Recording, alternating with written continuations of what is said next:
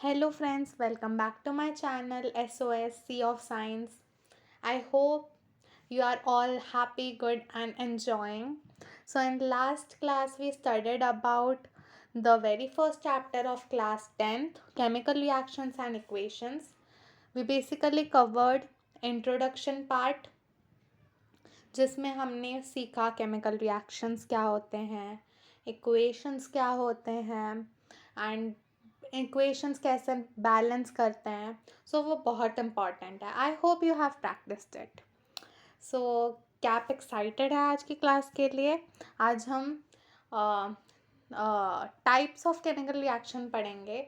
उसमें combination reaction, decomposition reaction, displacement reaction और double displacement reaction cover करेंगे. So let's start. सो इतना तो हमें पता है कि केमिकल रिएक्शन में अचानक ही कोई किसी ने जादू चलाया और एक एलिमेंट गायब हो गया, ऐसा तो नहीं होता ना. Like law of conservation of mass, ये सारे लॉस वो फॉलो करता है.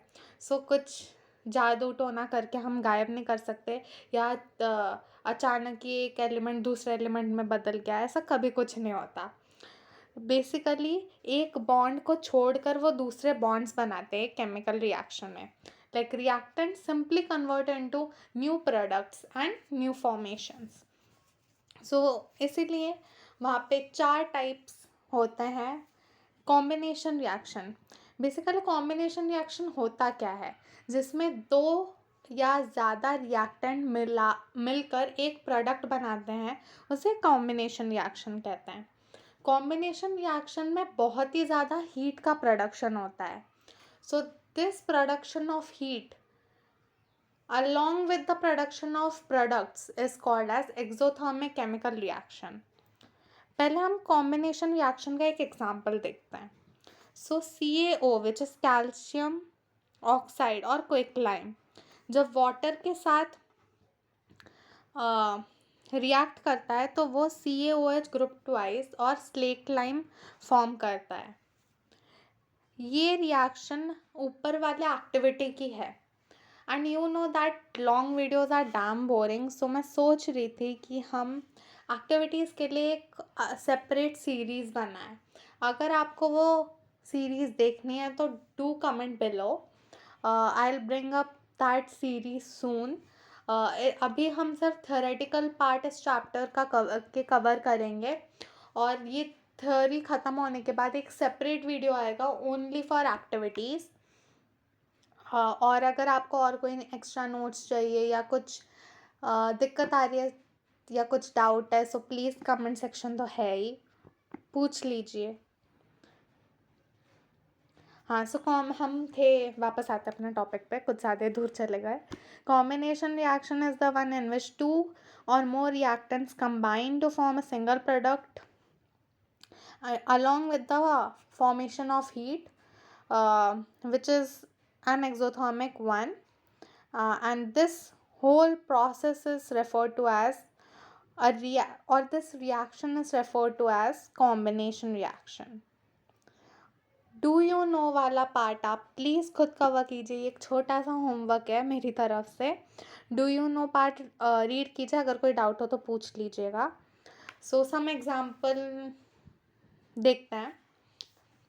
बर्निंग ऑफ कोल एक एग्जाम्पल है कॉम्बिनेशन रिएक्शन का. जैसे कि आप देख सकते हैं कार्बन और ऑक्सीजन दो रिएक्टेंट मिलकर एक प्रोडक्ट बना रहे हैं, कार्बन डाइऑक्साइड. फिर formation of water from H2 and O2, ये भी एक कॉम्बिनेशन रिएक्शन है. और एक्सोथर्मिक रिएक्शन के बारे में हम पहले ही पढ़ चुके हैं. इधर दोनों भी रिएक्शंस के ब्रीफ में डेफिनेशन दिए गए हैं, सो आप वो मार्क कर लीजिएगा. और कुछ एग्जाम्पल पढ़ते हैं एक्सोथर्मिक रिएक्शन के, जैसे burning of natural gas CH4 which is also called as methane along with oxygen produces carbon dioxide and water. और क्या आपको पता है कि रेस्पिरेशन भी एक एक्सोथर्मिक प्रोसेस है? जैसे कि पता है रेस्पिरेशन होता क्या है, वो बेसिकली जब हम ऑक्सीजन लेते हैं और वो हेल्प करता है खाने को ब्रेक डाउन करने में into simple substances, for production of energy. It is called as that process is called as respiration. सो हम कितनी सारी यम्मी यम्मी चीज़ें खाते हैं, फैट इनटेक्स कितना होता है, पोटैटोज, कार्बोहाइड्रेट्स, भाई कितनी सारी, भाई पोटैटो से तो आलू की सब्ज़ी याद आ गई, हाँ, टेस्टी टेस्टी से। सो ये सब कितने हम खाते हैं तो उन सब में जो भी फैट्स, कार्बोहाइड्रेट्स होता है उसे ब्रेक करने के लिए सिंपल सब्सटेंसेस में एनर्जी प्रोड्यूस होता है, और ये एनर्जी कौन देता है? ऑक्सीजन देता है। और इस पूरे प्रोसेस को क्या बोलता है? रेस्पिरेशन बोलता है। ये हम पूरा प्रोसेस हम बायो के first chapter which is life processes में पढ़ेंगे। अभी केमिस्ट्री पर फोकस करता है। सो इसका भी एक रिएक्शन है which is C6H12O6 called as glucose plus 6O2 gives 6CO2 plus 6H2O and energy.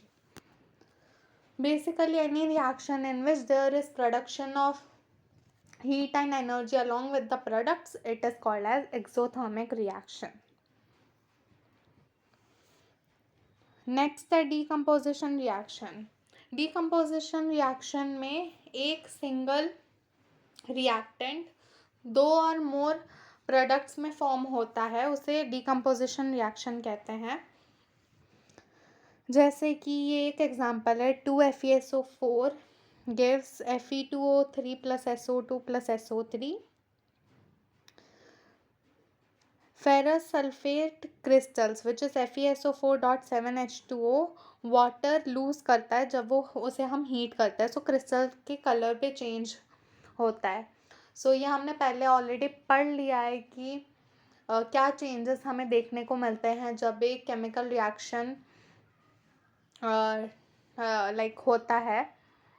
तो इसमें भी कलर का चेंज हुआ है which signifies that a chemical reaction has taken place.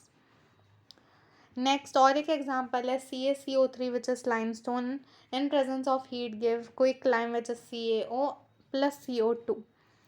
ये बहुत इंपॉर्टेंट रिएक्शन है इंडस्ट्रीज़ के लिए, क्योंकि कैल्शियम ऑक्साइड बहुत बेनिफिशियल है सीमेंट के मैन्युफैक्चरिंग में।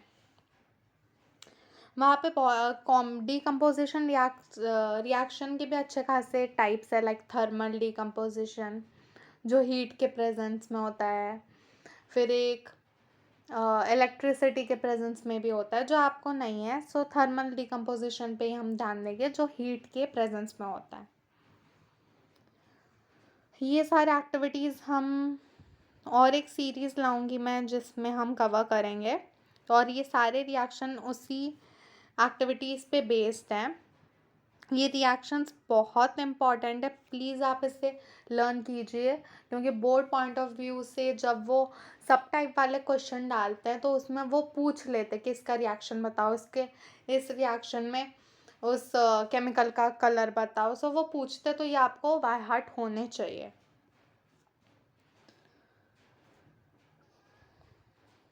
जब हम धूप में सिल्वर क्लोराइड को रखते हैं तो उसमें चेंज इन कलर होता है, वो ग्रे कलर में चेंज हो जाता है। ये क्यों होता है? This is because of decomposition reaction.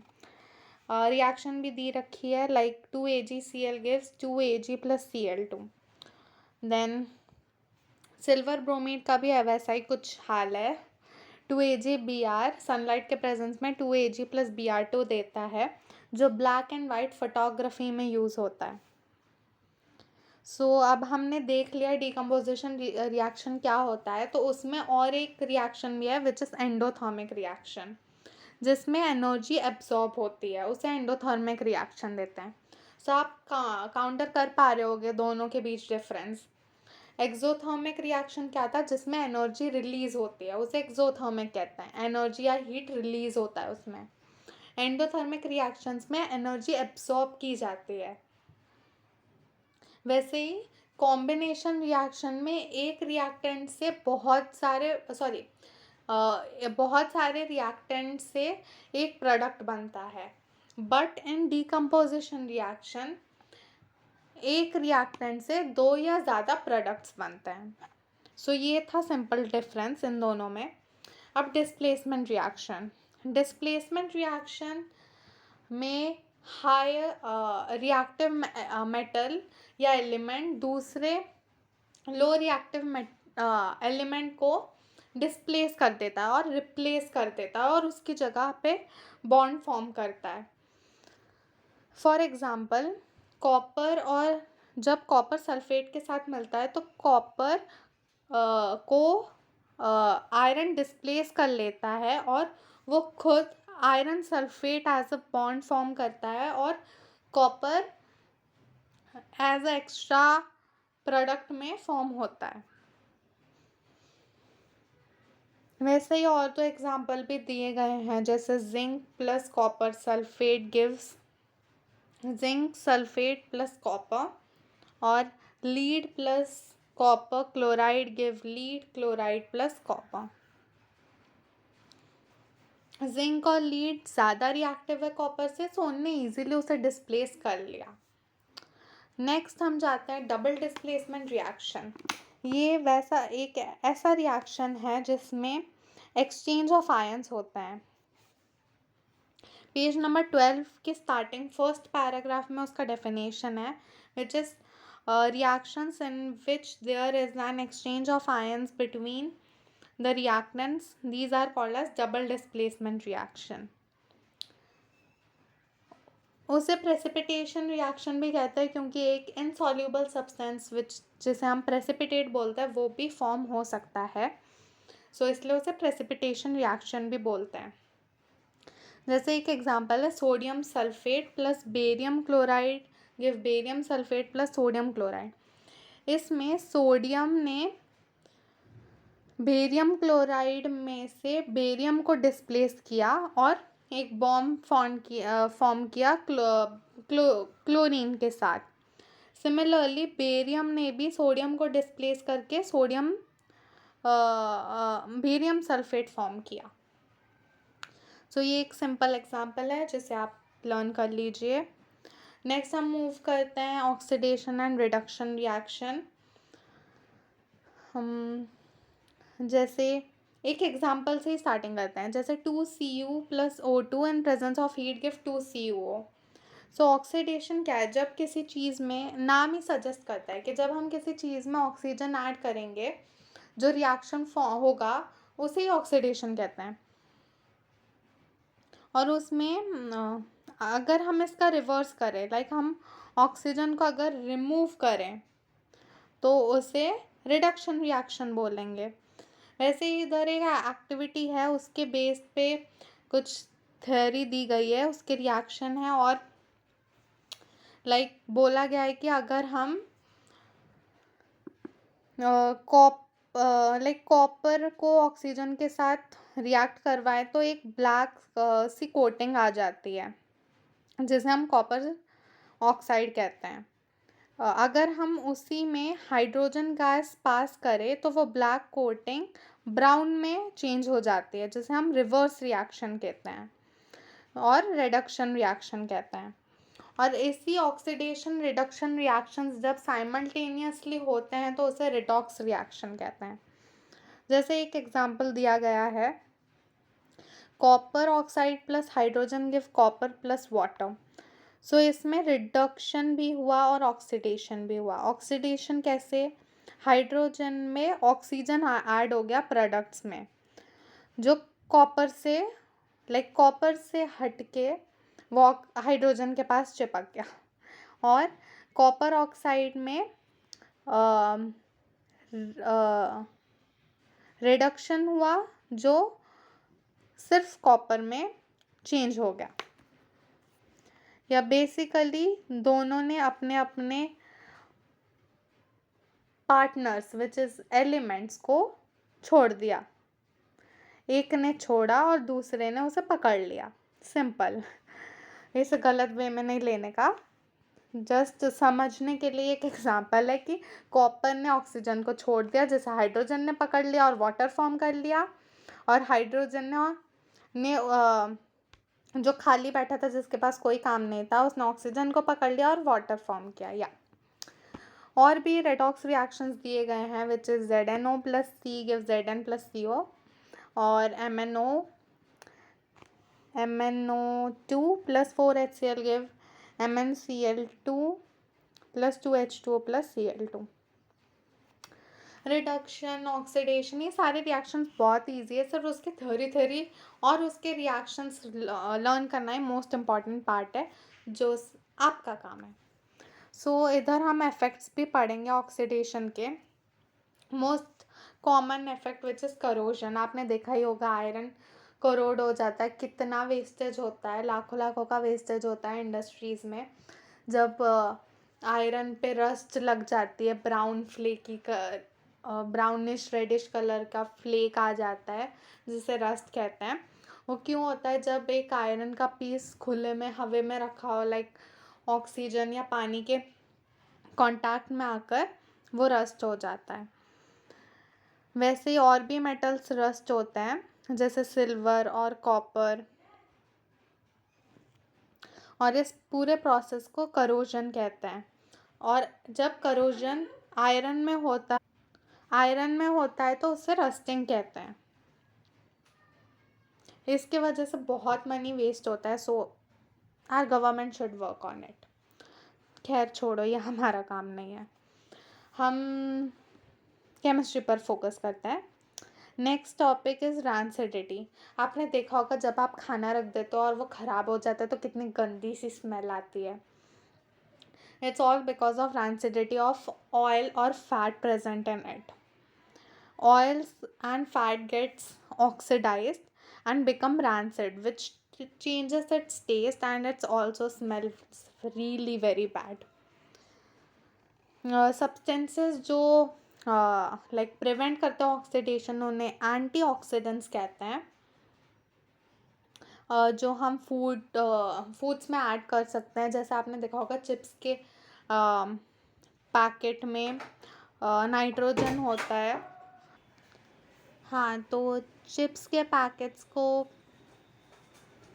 Nitrogen के साथ फ्लश किया जाता है ताकि वो ख़राब ना हो, वरना ऐसे ही रखेंगे तो उसमें फंगस सब कुछ हो जाएगा, वो खाने लायक नहीं रहेगा.